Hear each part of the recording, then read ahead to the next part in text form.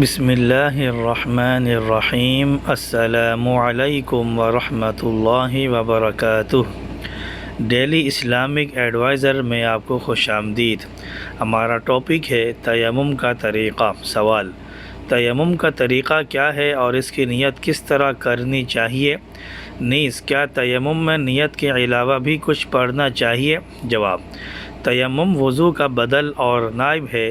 پانی نہ ہونے یا شدید بیماری وغیرہ کی وجہ سے وضو پر قدرت نہ ہو تو شریعت نے وضو کی جگہ تیمم کی اجازت دی ہے۔ تیمم میں زبان سے نیت کرنا یا کچھ پڑھنا ضروری نہیں، بلکہ صرف دل میں یہ ارادہ کرنا کافی ہے کہ میں پاکی حاصل کرنے یا نماز اور قرآن وغیرہ پڑھنے کے لیے تیمم کر رہا ہوں۔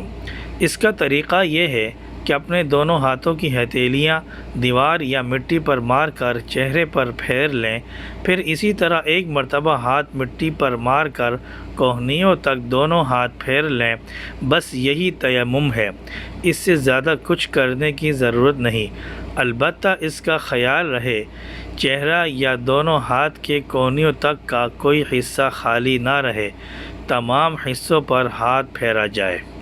امید ہے آپ کو ہماری یہ ویڈیو پسند آئی ہوگی۔ پسند آنے پر ہماری ویڈیو کو لائک کریں، اپنے دوستوں کے ساتھ اس کو شیئر کریں اور ہمارے چینل کو سبسکرائب کریں۔ السلام علیکم ورحمۃ اللہ وبرکاتہ۔